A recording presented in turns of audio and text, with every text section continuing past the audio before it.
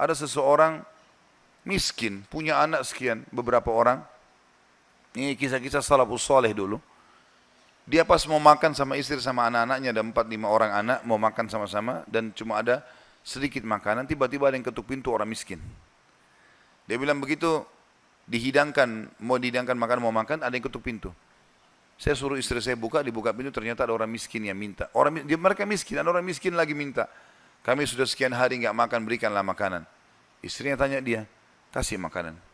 Dikasih makanan semuanya, karena kalau dibagi dua juga nggak cukup. Orang itu juga punya anak banyak. Dia sama istrinya orang mukmin. Berjalan waktu beberapa saat setelahnya, kalau kita mungkin berapa jam, kelaparan semuanya. Anak-anak lapar, dia lapar, istrinya lapar. Tengah malam nih. Ya, kalau kita sekarang di awal malam, jam 12 malam gitu. Istrinya bilang, bagaimana? Anak-anak menangis semua kelaparan. Kita juga kelaparan semua. Dia bilang, baiklah, saya akan keluar, saya akan cari rezeki Allah. Nanti Allah akan kasih nanti. Dia bilang, orang ini cerita, dia bilang, saya keluar dari rumah, saya pergi ke masjid dekat rumah. Kemudian saya sholat malam. Sambil berdoa kepada Allah. Dan kalimatnya, saking manjanya sama Allah mengatakan, ya Allah, sesungguhnya engkau tahu, kalau saya dan istri saya dan anak-anak saya kelaparan malam ini. Jadi bahasanya semua dirincikan, minta kepada Allah pada hal-hal yang kecil pun, minta makanan kepada Allah. Saya malam ini lapar ya Allah, berikanlah makanan. Gitu kan? Dikatakan dalam kisah ini, ada seorang amir bisa kita katakan raja atau gubernur wilayah itu, sudah seminggu gelisah, mau bertobat kepada Allah. Sudah seminggu gelisah mau bertobat kepada Allah. Maka dia pun gelisah. Amir ini malam itu dia nggak bisa tidur. Dia keluar, dia ambil makanan terbaiknya, harta terbaiknya dari emas berkantong-kantong dibawa sama dia. Dia bilang, ya Allah, sebagai bentuk taubatku kepadamu, maka aku akan membagikan ini kepada orang yang membutuhkannya malam ini. Dan aku tidak akan memegang tali kekangan kuda ini, aku akan biarkan dia menuju ke arah yang manapun kau pandu. Maka kudanya pun jalan, hanya masuk ke dalam masjid yang ada orang susah tadi. Ini kisah nyata. Pada saat masuk dia bilang, Amir ini bilang, saya tidak tahu kenapa kuda saya ke sini, tapi ini rumahnya Allah, pasti ada sesuatu. Dia bilang, saya turun dari kuda, saya masuk, saya temukan orang itu lagi berdoa, dan doanya minta makanan.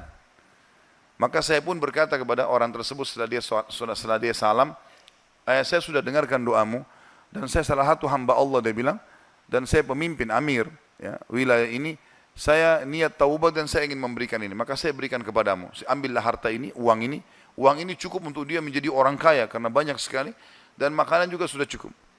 Dan dia bilang, Amir ini bilang, pemimpin ini bilang, kalau seandainya kau butuh apa-apa datang ke istana saya saja.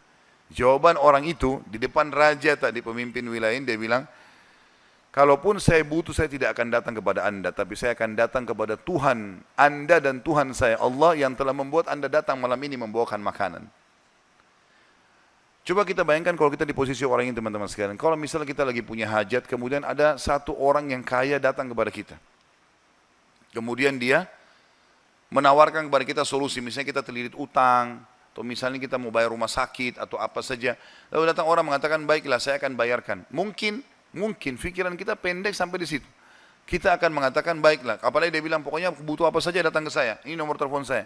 Saya yakin kita akan lupakan Allah itu. Kita akan ke orang itu. Ambil pelajaran dari orang soleh ini. Di depan orang itu dia mengatakan, saya tidak akan datang kepada anda, tapi saya akan datang kepada Allah, Tuhan anda dan Tuhan saya yang telah membuat anda datang membawa makanan malam ini. Jadi justru kalau sudah dapat solusi, jangan malah jauh dari Allah ini. Malah harusnya jadi lebih dekat kepada Allah SWT. Allah mudahkan seorang dokter, resepnya bisa membuat kita sembuh, bukan karena resep dan dokter itu, tapi karena Allah SWT yang ingin itu. Gitu kan? Harusnya kita jadikan sebagai momen untuk lebih dekat lagi kepada Allah.